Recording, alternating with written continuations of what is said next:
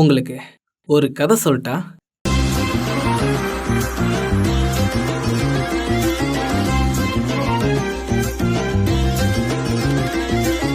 House of the டிராகனோட போன எபிசோட்ல C smoke அதோட பழைய சாரதியான லேனார் வலேரியனோட ரத்தத்தை கொண்ட ஆடம தன்னோட புதிய சாரதியா தேர்ந்தெடுக்குது.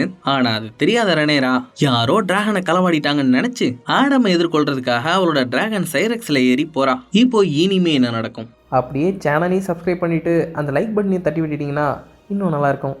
கதையோட ஆரம்பத்துல ஒரு கடற்கரையில ரெனேரா ஆடமையும் சீஸ்மோக்கையும் வளைச்சு பிடிக்கிறா. என்னோட ஆளு பக்கம் வராதன்னு சீஸ்மோக் குறுமுது. நான் 7 ராஜ்யங்களின் ராணிடா, உனக்கு எவ்வளோ தைரியம் இருந்தா என் வம்சத்து டிராகனையே களவாடி இருப்ப அப்படின்னு ரெனேரா கேக்குறா. ஐயோ அரசி, நான் ஒண்ணு இதை களவாடல, இந்த டிராகன் தான் என்ன தேர்ந்தெடுத்துச்சு, நான் உங்களுக்கு சேவை செய்யற சேவகன் அரசி அப்படின்னு சொன்ன ஆடம் மண்டிக்கிட்டுறான். என்ன இவன் பொசுக்குன்னு காலில் விழுந்துட்டான் அப்படின்னு யோசிச்சுக்கிட்டே ரெனேரா அவனோட பக்கத்துல வரா. என் ஆளை ஏதாவது பண்ணா அவ்வளோதான் அப்படின்னு உரிமிக்கிட்டே ஸ்மோக் முன்னாடி வர, என் ஆளுக்கு ஏதாவது ஆச்சுன்னா நான் உன்னை காலி பண்ணிடுவேன்னு சைரக்ஸும் உரிமிக்கிட்டே வருது. அதனால பதுசா ஆடம் கிட்ட வந்த ரெனேரா, பட்டுன்னு காலில் விழுந்த மாதிரியே பட்டுன்னு காலையும் வாரி விட்டுருவியாப்பா அப்படின்னு கேக்குறா. ஐயோ நான் அப்படிலாம் பண்ணவே மாட்டேன் அரசி, நான் இத்தனை ஆண்டுகளா வலேரியன் வம்சத்துக்கு விசுவாசமா சேவகம் பண்ணிட்டு இருந்தவன், அதை தாண்டி எனக்கு வேற எந்த ஒரு தகுதியுமே கிடையாது, அப்படிப்பட்ட என்ன ஒரு டிராகன் தேர்ந்தெடுத்து வரும்போது நான் வேற என்ன பண்றது அப்படின்னு ஆடம் சொல்றான். சரி எந்திரின்னு சொன்ன ரெனேரா ஆடமோட பெற்றோர்கள் யாருன்னு கேக்குறா. என் அம்மா மரில்டா ஒரு கப்பல் மாலுமி அரசி, எங்க அப்பாவை பத்தி எனக்கு தெரியாது, உன்னோட முன்னோர்கள்ல டர்கேரியன் வம்சத்தை சேர்ந்த யாராவது இருக்காங்களா? தெரியல அரசி, அதெல்லாம் எழுதி வச்சுக்கிற அளவுக்கு நாங்க பெரிய ஆள் இல்ல, நீ இன்னைக்கு சாத்தியம் இல்லாத உன்னை செஞ்சு காட்டியிருக்க ஆடம், நீ சீஸ்மோக் எடுத்துக்கிட்டு என் கூட டிராகன் ஸ்டோனுக்கு வருவியா அப்படின்னு ரெனேரா கேக்குறா. ஆடமும் சரின்னு சொல்றான். இன்னொரு பக்கம் கிங்ஸ் லேண்டிங்ல மக்களால துரத்தி அடிக்கப்பட்ட ஆலிசனுக்கு மிஸ்டர் வைத்தியம் பார்த்துட்டு இருக்காரு. தன்னோட மக்களே தனக்கு எதிராக திரும்பினது ஆலிசனுக்கு ரொம்ப கஷ்டமா இருக்கு. நான் என் வாழ்க்கை முழுக்க என் குடும்பத்துக்காகவும் ராஜ்யத்துக்காகவும் தான் கஷ்டப்பட்டேன், ஆனா அதெல்லாம் ஒரு பொருட்டே இல்லல்ல, என்ன பண்ணாலும் நாம வெறுக்கதான் படுவோம் அப்படின்னு ஆலிசன் புலம்புறா. ஆனா அதுக்கு பதில் சொல்லாத மேஸ்டர், கூடிய சீக்கிரமே காயம் ஆறிட அரசி, ஆனா தழும்பு இருக்கும் அப்படின்னு சொல்றாரு. அதுக்கப்புறம் மெய்காவலரான சர் ரிக்கார்ட வர சொன்ன ஆலிசன் மனசு சரியில்லைன்னு சொல்லி தான் கூட கிங்ஸ்வுட் காட்டுக்கு தனியா வர சொல்றா. அவரும் சரின்னு அவ கூட காட்டுக்கு கிளம்புறாரு. அப்ப இளவரசியையும் அரசியையும் பாதுகாக்க முடியாம மக்கள் கிட்ட செம்ம அடி வாங்கின மெய்காவலர்கள் எல்லாம் எடுத்துட்டு வர சொன்ன ஏமாண்ட் அவனுங்களோட பதவியை பறிச்சு அவனுங்களை வாளுக்கு அனுப்பி வச்சிடறான். இந்த மெய்காவலர்கள் யாருன்னு ஞாபகம் இருக்குதுங்களா?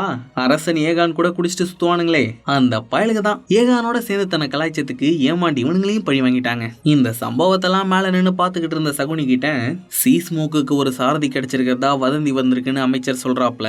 நானும் அதை கேள்விப்பட்டேன்னு சகுனி சொல்றான். அந்த சாரதி டேமானோட மக ரேனா டார்கேரியனா இருக்குமோ? தெரியல அமைச்சரே, அவளுக்கு 10 வயசு இருக்கும் போதே அதை அடக்கிறேன்னு போய் கருக பார்த்தா, அதனால அவளா இருக்கிறதுக்கு வாய்ப்பு கம்மி தான். அப்பன்னா அது யாரா இருக்கும்? அது யாரா இருந்தாலும் இப்போதைக்கு அதை பொறுப்பரசர்கிட்ட சொல்லாம இருக்கிறது தான் நல்லது அமைச்சரே, ஏன்னா எந்த வதந்தியும் நம்பி அவர்கிட்ட சொல்ல முடியாது அப்படின்னு சகுனி பைய சொல்றான். அமைச்சரும் சரின்னு சொல்லிடுறாப்ல. அதே நேரம் ரெனேரா சீஸ்மோக்கையும் ஆடமையும் டிராகன் ஸ்டோனுக்கு அழைச்சிட்டு வரா.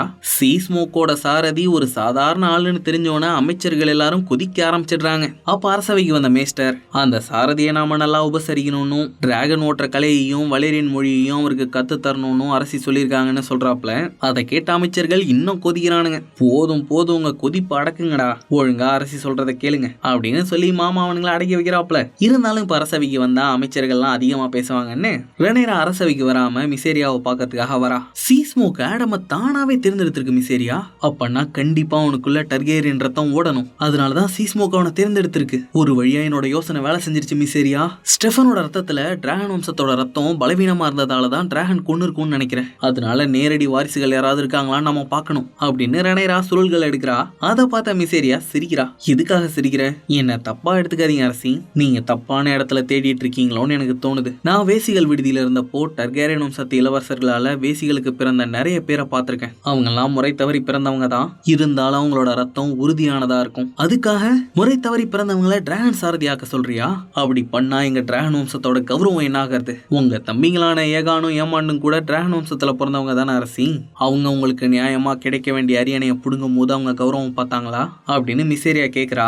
அவ சொல்றதும் சரிதானோன்னு ரெனேராவுக்கு தோணுது. நீ சொல்றதும் சரிதான் மிசேரியா, என் மகன்கள் முறை தவறி பிறந்தவங்கன்னு பல பேர் புறம் பேசியிருக்கிறாங்க. அதுக்காக அவங்க தகுதியற்றவங்கன்னு கிடையாது. அதனால நீ சொன்ன மாதிரியே முறையற்ற வாரிசுகளை கொண்டு ஒரு படையை உருவாக்குவோம் அப்படின்னு ரெனேரா சொல்றா. இன்னொரு பக்கம் ஆடம்க்கு ஒரு நல்ல அறையா கொடுத்து தங்க வச்சிருக்காங்க.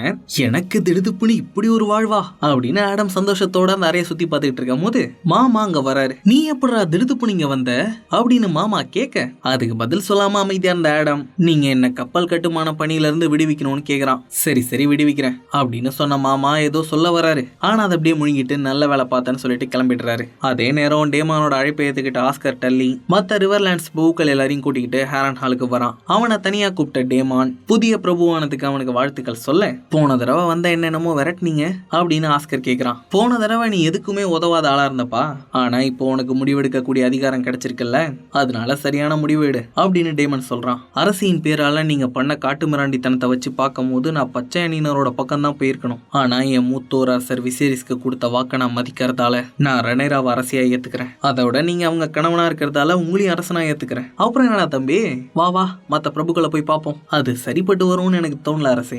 ஏன், நான் டல்லி வம்சத்தின் பிரபுவாவே இருந்தாலும் இந்த சின்ன பையனோட பேச்சு எல்லாரும் கேட்பாங்கன்னு நினைக்கிறீங்களா? அது மட்டும் இல்லாம நீங்க பண்ண வேலையால அவங்க உங்களை பயங்கரமா வெறுக்கிறாங்க. எனக்கு அவங்களோட அன்பு தேவலடா தம்பி, எனக்காக அவங்க சண்டை போட்டா போதும் அப்படின்னு டேமான் சொல்றான். அப்ப அங்க வந்த பிரபு சைமன் மத்த பிரபுக்கெல்லாம் ரொம்ப நேரமா காத்துட்டு இருக்கிறதா சொல்றாரு. சரின்னு டேமனும் ஆஸ்கர் அழைச்சிக்கிட்டு வேர்வுட் மரத்துக்கிட்ட காத்துக்கிட்டு இருக்கிற மத்த பிரபுக்களை பார்க்க வரான். அவனுங்க டேமனை முறைச்சு பார்த்துட்டு இருக்கிறானுங்க. இனிமே ஆஸ்கர் டல்லி தான் அவங்களோட புது பிரபு, அதனால அவரோட சொல் பேச்சு கேட்டு நடந்துப்பீங்கன்னு நினைக்கிறேன் அப்படின்னு டேமன் அவங்க கிட்ட சொல்ல, நாம நம்மளோட முன்னோர்கள் கொடுத்த வாக்க காப்பாற்றணும்னு ஆஸ்கரும் சொல்றான். ஆனா டேமன் பேரால பிளாக்வுட் வம்சம் பண்ண வேலைய எந்த ஒரு பிரபுவும் சகிச்சுட்டு போறதா இல்ல. இந்த துரோகி பிராக்கன் வம்சத்தால தாங்க நான் இதெல்லாத்தையும் பண்ண வேண்டியதா போயிடுச்சு, இல்லைன்னா நாங்க ஏன் இவ்வளவு பெரிய அழிவை உண்டாக்க போறோம் அப்படின்னு வில்லியம் சொல்றான். ஆனா அவன் இது எல்லாத்தையும் அரசிக்காக பண்ணல, தன்னோட பரம்பரை பகையை தீர்த்துக்கிறதுக்காக பண்ணியிருக்கான்னு ஆஸ்கர் சொல்றான். அரசியின் சார்பா வந்த அரசர் பேரால இவ்வளவு பெரிய குற்றத்தை பண்ண இவனை சும்மா விட்டா அரசர்கிட்ட நீதி கிடைக்காம போயிட்டதா பிரபுக்கள் நினைப்பாங்கன்னு ஆஸ்கர் சொல்றான். அதனால டேமன் அவனோட கையாலேயே வில்லியமை கொல்ல வேண்டிய நிலைமைக்கு தள்ளப்படுறான். இது எல்லாத்தையும் நான் உங்களுக்காக தான் பண்ண அரசேன்னு வில்லியம் கடந்துகிட்டு குதிக்கிறான். ஆனா இவனுக்கு தண்டனை கொடுத்தாதான் மத்த பிரபுக்கள் தன்னை மதிப்பாங்கன்றதால டேமான் அவனை போட்டு தள்ளிடுறான். இந்த செயல் டேமானுக்கு இன்னொரு குற்ற உணர்ச்சி ஏற்படுத்திடுதுங்க. என்னடா நமக்கு ஆதரவா இருந்தவனே போட்டு தள்ளிட்டமே நினைச்சுக்கிட்டே டேமான் அவனோட அறைக்கு வரான். அங்க அரசர் விசேரிஸ் கிரீடத்தை கையில வச்சுட்டு உட்கார்ந்து இருக்கிற மாதிரி தெரியுது. மெதுவா ஒரு பக்கத்துல வந்து உட்கார்ந்த டேமான் என்னாச்சுன்னு கேக்குறான். அவங்க கிட்ட கிரீடத்தை காட்டின விசேரிஸ், நான் என்னைக்குமே இந்த கிரீடத்துக்கு ஆசைப்பட்டதில்லடா தம்பி, இந்த கிரீடமும் அந்த பொறுப்பு ஏற்படுத்தின வழியையும் நான் என்னைக்குமே விரும்பினதில்ல. இந்த கிரீடம் இருக்கே அதை மாட்டி இருக்கிறவங்கள அப்படியே கசக்கி புழிஞ்சிரும். அப்படிப்பட்ட கிரீடத்தை தாண்டா தம்பி நீ எப்ப பார்த்தாலும் விரும்பிக்கிட்டு இருந்த. ஒரு அரசனா இருக்கிறது எவ்வளவு கஷ்டம்னு இப்போ உனக்கு புரியுதுல்ல, இன்னமும் அந்த கிரீடத்துக்கு நீ ஆசைப்படுறியா அப்படின்னு விசேரிஸ் கேக்குறாரு. அதுக்கு என்ன பதில் சொல்றதுனே டேமானுக்கு தெரியல. இங்க கிங்ஸ் லேண்டிங்ல ஏகான நடக்க வைக்கிறதுக்கு மேஸ்டர் முயற்சி பண்ணிட்டு இருக்காரு. ஆனா அவனால நடக்கவே முடியல. அவன் அழுத்துல ஊனி நடந்துட்டு இருந்த குச்சும் உடஞ்சிருதா, பய புத்துன்னு கீழே விழுந்துறான். அவனை தூக்க முடியாம மேஸ்டர் கஷ்டப்படுறாரு. அப்ப அங்க வந்த சகுனி பைய, வாங்க நானும் உதவி பண்றேன்னு ஏகானுக்கு கை கொடுத்து அவனை படுக்கையில படுக்க வைக்கிறான். அப்போ ஏகான் வலி தாங்க முடியாம கதறான். இந்த சகுனி பயலுக்கு கூடிய சீக்கிரமே ரெனேரா ஏதோ பண்ணி கிங்ஸ் லேண்டிங்க பிடிக்க போறான்னு தெரிஞ்சிருக்குங்க.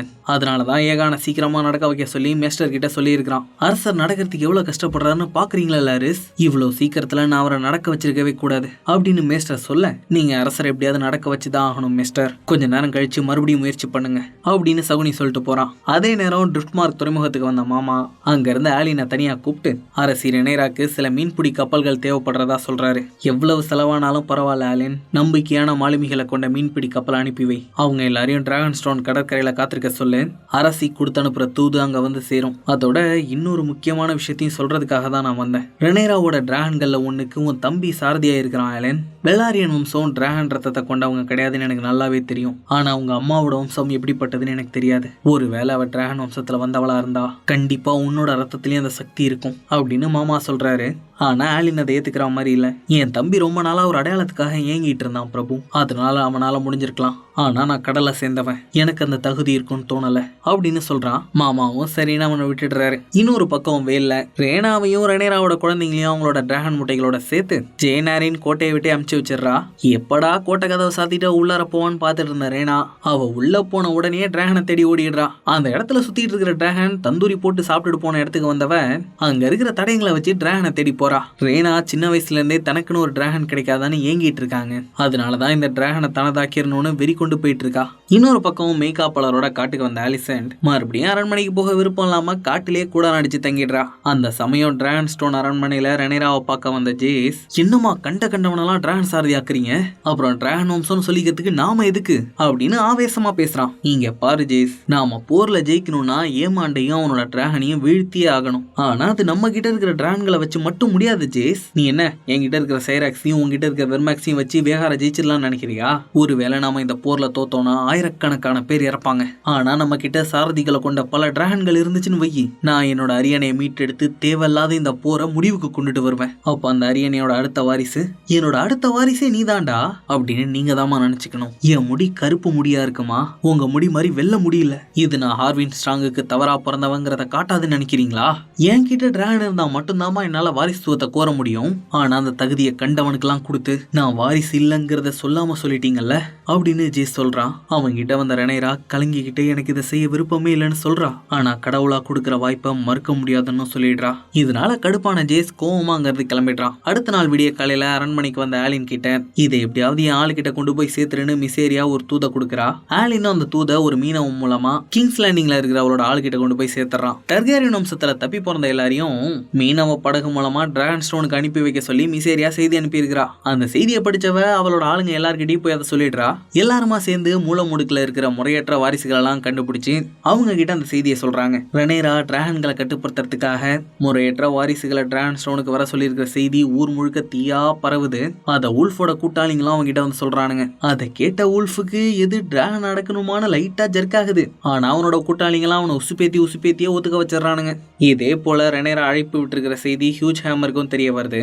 அவன் இந்த வாய்ப்பை பயன்படுத்திக்கணும்னு நினைக்கிறான். ஹியூஜ் ஹேமரோட அம்மா டர்கேரியன் வம்சத்தை சேர்ந்தவங்க. சொல்ல போனா அவங்க விசேரிஸ்க்கும் டேமனுக்கும் சகோதரி மாதிரி. ஆனா அவங்க தவறான வழியில பிறந்தவங்க. ஹேமருக்கு அரசாங்கத்துக்கிட்ட இருந்து வர வேண்டிய பணம் வராததாலையும் கிங்ஸ் லேண்டிங்ல ஏற்பட்ட பஞ்சத்தாலையும் உடம்பு சரியில்லாத அவளோட மகளை காப்பாற்ற முடியாம போயிருச்சு. அதனால அவன் டிராகன் ஸ்டோனுக்கு போய் ஒரு டிராகனை தானதாக்க முயற்சி பண்ண போறதா சொல்றான். ஆனா அது அவனோட உயிருக்கே ஆபத்தா முடியுங்கிறதுனால அவனோட மனைவி அவனை தடுக்கிறா. நான் மட்டும் ஒரு டிராகன் சாரதி ஆயிட்டேன்னா எனக்கு பல சலுகைகள் கிடைக்குமா, நீ ஒரு சீமாட்டியா கூட ஆகலாம் அப்படின்னு ஹேமர் சொல்றான். ஆனா அவனோட மனைவி நீ என் கூட இருந்தா மட்டும் போதும்னு சொல்றாளா. ஆனா அவன் அவளோட பேச்சை கேட்காம அடுத்த நாள் விடிய காலையிலேயே எல்லாரோடையும் சேர்ந்து ஆலின் கொண்டு வந்த மீனவ படகுல ஏறி டிராகன் ஸ்டோனுக்கு வந்துடுறான். அவங்க எல்லாரும் அரண்மனைக்கு வரத பார்த்த ரெனேரா அவங்க கிட்ட பேசுறதுக்காக வரா. அப்ப டிராகன் பாகன்கள்லாம் அங்க செம்ம கடுப்புல நின்றுட்டு இருக்காங்க. இந்த டிராகன் பாகன்கள்லாம் டிராகன்களை கடவுள் மாதிரி பாக்குறவனுங்க. அதுங்களை ரெனேரா அவளோட அரியணை ஆட்டத்துக்காக பயன்படுத்திக்கிறது அவங்களுக்கு பிடிக்கல. அது மட்டும் இல்லாம ஏற்கனவே தகுதி இல்லாத ஒருத்தன் நாங்க வர வச்சு அவனை போட்டு தள்ளிட்டால, அதனால இனிமே இதுல நாங்க பங்கெடுத்துக்க மாட்டோம்னு சொல்லிட்டு அங்கிருந்து கிளம்பிடுறாங்க. இவனுங்க கிட்ட எல்லாம் பேசி பிரோஜனம் இல்லைங்கிறதால ரெனேரா அவனுங்களை போக விட்டுட்டு முறையற்ற வாரிசுகள் கிட்ட பேசுறதுக்காக வரா. இங்க பாருங்கப்பா, உங்கள யார டிராகன்கள் ஏத்துக்கும்னு என்னால சொல்ல முடியாது. உங்களோட ரத்தம் வலிமையான டிராகன் ரத்தமா இருக்கலாம், அப்படி இல்லாமலையும் இருக்கலாம். நீங்க எல்லாரும் திரும்பி போக முடியாத ஒரு வாழ்க்கையை விட்டுட்டு இங்க வந்திருக்கீங்கன்றது எனக்கு புரியுது. ஆனாலும் இது உங்களுக்கு ஒரு வாழ்வா சாவா பிரச்சனை தான். இந்த பரீட்சையில நீங்க வெற்றி பெற்றீங்கன்னா நீங்க ஒரு டிராகனா உருவெடுப்பீங்க, இல்லைன்னா சாம்பல் ஆயிடுவீங்க. என்னால உங்களுக்கு ஒரே ஒரு வாக்குறுதியை மட்டும் உறுதியா கொடுக்க முடியும். ஒருவேளை நீங்க இதுல ஜெயிச்சு வந்தீங்கன்னா இத்தனை வருஷம் நீங்க பட்ட கஷ்டங்கள் எல்லாமே காணாம போய் உங்களோட வாழ்க்கையே மாறிடும். உங்களோட வாழ்க்கை மட்டும் இல்ல, இந்த ஒட்டுமொத்த சாம்ராஜ்யத்துல இருக்கிற மக்களோட வாழ்க்கையே மாறிடும். இன்னைக்கு மட்டும் உங்கள யாராவது இங்க இருக்கக்கூடிய 2 டிராகன்களோட சாரதிகள் ஆயிட்டீங்கன்னு வைங்களேன், நம்ம எதிரிக்கு சண்டை போடுறதுக்கான எந்த ஒரு வாய்ப்புமே இல்ல. அவங்க நம்ம கிட்ட சரணடைஞ்சுதான் ஆகணும். அதனால எல்லாரோட துன்பங்களும் நீங்கி மறுபடியும் இந்த ராஜ்யத்துல அமைதி நிலவும் அப்படின்னு ஒரு மிகப்பெரிய மோட்டிவேஷனல் ஸ்பீச் கொடுத்து ரெனேரா வந்திருக்கிற எல்லாரையும் டிராகன் பிட்டுக்கு அழைச்சிட்டு வரா. இப்போ நீங்க பார்க்க போறது வெஸ்டரோஸ்லயே வேகாருக்கு அடுத்ததா இருக்கக்கூடிய மிகப்பெரிய டிராகன் வெர்மிதார் அப்படின்னு சொன்ன ரெனேரா ஏன் முன்னாடி வா வெர்மிதார்னு கூப்பிடுறா. வெர்மிதார் ஸ்லோ மோஷன்ல மாசா என்ட்ரி கொடுக்குது. ஆத்தா தண்ணி டிராகனை பார்த்த எல்லாருக்குமே அப்படியே அள்ளு விட்டுருதுங்க. அது லைட்டா உருமுனதுக்கே பல பேர் பேடஞ்சா மாதிரி ஆயிடுறாங்க. நான் சொல்றதை கேளு வெர்மிதார் அப்படின்னு சொல்லி ரெனேரா அதை தொடுறா.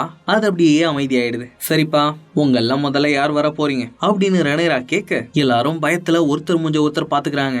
கடைசியா பின்னாடியில நின்றுட்டு இருந்த ஒருத்தன் மட்டும் வீராப்பா முன்னாடி வரான். இதுக்கு மேல நான் சொல்றதுக்கு ஒண்ணும் இல்ல, டிராகன் தான் உங்கள தகுதியானவங்கள தேர்ந்தெடுக்கும் அப்படின்னு சொல்லிட்டு பால்கனிக்கு வந்த ரெனேரா அங்க நடக்கிறதெல்லாம் அமைதியா நின்னு வேடிக்கை பார்க்க ஆரம்பிச்சிடறா. அப்ப வெர்மிதார் வந்திருக்கிற எல்லாரையும் ஒரு நோட்டம் விடுது. முன்னாடி வந்தவன் பயந்துகிட்டே அதை தொட வரானா, என்னடா சரியான பயந்தாங்குழியா இருக்கன்னு புசுகுனவனை எரிச்சு விட்டுருது. அதை பார்த்த மத்தவங்க எல்லாம் பயத்துல தெரிச்சு ஓடுறாங்க. அது அவங்களையும் புசுக ஆரம்பிச்சிருது. சில பேர் எப்படியோ தப்பிச்சு ஓடிடுறாங்க. ஆனா மத்தவனுங்க அதுகிட்ட சிக்கிக்கிறானுங்க. அது தலையாட்டினதுலயே பல பேர் குழிக்குள்ள விழுந்துறானுங்க. ஒரு சில பேர் அதுகிட்ட தப்பிக்கணும்னு குகைக்குள்ள இறங்குறானுங்களா, அவனுங்களையும் வளைச்சு வளைச்சு புசுக ஆரம்பிச்சிருது. அதோட சில பேரை ஃப்ரை பண்ணி எல்லாம் சாப்பிட ஆரம்பிக்குது. அதை பார்த்த ரெனேரா இந்த திட்டமும் ஊத்திக்கிச்சேன்னு சோகமாயிடுறா. அப்ப குழிக்குள்ள விழுந்து கிடந்த உல்ஃப் பைய நைஸா வெர்மித்தார்கிட்ட மாட்டாம குகை வழியாவே வெளியேறிடலான்னு மெதுவா வெளியே போறான். அதே சமயத்துல ஹியூஜ் ஹேமரும் ஒரு பொண்ணும் ஒரு கல்லுக்கு பின்னாடி வந்து பதுங்குறாங்க. அவளை எப்படியாவது காப்பாத்தி வெளியே கூட்டிட்டு போகணும்னு பார்த்தவன் சரியா வெர்மித்தார் அவளை தாக்க வரும்போது அவளை தூரமா தள்ளி விட்டுடுறான். அப்பையும் வெர்மித்தார் அடுத்த ரவுண்ட்ல அவளை புசுக்க பாக்குதா, அவளை விட்டுட்டு ஏன் கிட்ட வாடா அப்படின்னு ஹியூஜ் ஹேமர் ரொம்ப தைரியமா கத்துறான். அதனால வெர்மித்தார் இவன் பக்கம் திரும்புது. அந்த கேப்ல அந்த பொண்ணு தப்பிச்சிடுறா. ஹேமரோட பக்கத்துல வந்த வெர்மித்தார் என்னடா தைரியமா நிக்கிறேன்னு அவன் மேல நெருப்ப கக்க பாக்குது. ஆனாலும் பையன் என்ன வேணாலும் பண்ணிக்கிடான்னு தைரியமா நின்னதால இவன் தான்டா நம்ம டிரைவர்னு முடிவு பண்ணி அவங்க கிட்ட சரணடைஞ்சிடுது. அதை பார்த்ததுக்கு அப்புறம் தாங்க ரெனேராக்கு ஒரு நிம்மதி வருது. அதே நேரம் இந்த உல்ஃப் பைய குகை வழியாவே போலான்ட்டு தப்பிச்சு போனான்ல, போனவன் வழியில இருந்த ஒரு டிராகன் முட்டையை மிதிச்சு போடுறாங்க. அந்த சத்தம் கேட்டு ஏதோ ஒண்ணு பெருசா எந்திரிக்கிற மாதிரி இருக்குது. திரும்பி பார்த்தா சில்வரிங் டிராகன் அங்க நின்னுட்டு இருக்கு. அவ்வளவுதான், நம்ம கதை முடிஞ்சிருச்சு. இருந்தாலும் தைரியமா அப்படியே கிடப்போம் அப்படின்னு பையன் அப்படியே கிடக்குறான். ஆனா எதிர்பாராத விதமா சில்வர்விங் யூல்ஃப தன்னோட சாரதியா ஏத்துக்குது. ஓசில சரக்கு கிடைச்சாலே பைய பயங்கரமா ஆடுவான். டிராகன் கிடைச்சா சும்மா இருப்பானா, நேரா அதை கிங்ஸ் லேண்டிங் எடுத்துட்டு போய் ரவுண்ட் அடிக்க ஆரம்பிச்சிடறான். அதை பார்த்த காவலர்கள்லாம் டிராகன் டிராகன் கத்துறானுங்க. அமைச்சரவையில உட்கார்ந்து இருந்த ஏமான் அந்த சத்தத்தை கேட்டுட்டு வெளியே வரான். கிங்ஸ் லேண்டிங்க்கு மேல சில்வர்விங் பறந்துட்டு இருக்கத பார்த்தவன் சட்டு புட்னவனோட குதிரையை எடுத்துக்கிட்டு பரபரப்பா வேகார தேடி ஓடுறான். இந்த வேகாரு ஒரு இடத்துல பட்டைய போட்டுருக்கு. அதை எடுத்துக்கிட்டு பய வேக வேகமா டிராகன் ஸ்டோனை நோக்கி வராங்க. ஒரு பெரிய டிராகன் கிங்ஸ் லேண்டிங் மேல சாரதியோட பறந்துட்டு இருக்கிறதால டிராகன் ஸ்டோன்ல யாருமே இருக்க மாட்டாங்கன்னு டிராகன் ஸ்டோனை நோக்கி வந்திருப்பான் போல. ஆனா அங்க சாரதிகளோட 3 டிராகன்கள் நிக்குதா. அதை பார்த்தவன் இன்னைக்கு சண்டை வேணாடா தம்பின்னு வேகாரை யூட்டர்ன் போட வச்சிடறான். அதை பார்த்த ரெனேரா இனிமே தாண்டா என் ஆட்டத்தை பார்க்க போறேன்னு கெத்தா நின்னுட்டு இருக்கா. இப்ப தன்னோட டிராகன் படை அதிகரிச்சுக்கிட்ட ரெனேரா அந்த டிராகன்களை வச்சு எப்படி கிங்ஸ் லேண்டிங்கை கைப்பற்ற போறாங்கிற கதையை இந்த சீசனோட கடைசி எபிசோட்ல பார்க்கலாம். உங்களுக்கு இந்த வீடியோ பிடிச்சிருக்குன்னு நம்புறேன். பிடிச்சிருந்துச்சுன்னா லைக் பண்ணுங்கள். உங்களோட ஒவ்வொரு லைக்ஸும் எங்களுக்கு புத்துணர்ச்சியை கொடுக்கும். இந்த வீடியோவை ஷேர் பண்ணி எங்களுக்கு சப்போர்ட் பண்ணுங்கள். முக்கியமாக இந்த வீடியோ பற்றின உங்களுடைய கருத்துக்களை கமெண்ட்ஸில் பதிவு பண்ணுங்கள். நம்ம சேனலை சப்ஸ்கிரைப் பண்ணுங்கள். அதோட பெல் ஐக்கானையும் ப்ரெஸ் பண்ணுங்கள். எங்களோட நோட்டிஃபிகேஷன் முதல்ல உங்களுக்கு கிடைக்கிறதுக்கு எங்களை சோஷியல் மீடியாலையும் ஃபாலோ பண்ணுங்கள். அதுக்கான லிங்க்ஸ் டிஸ்கிரிப்ஷனில் இருக்குது. நன்றி.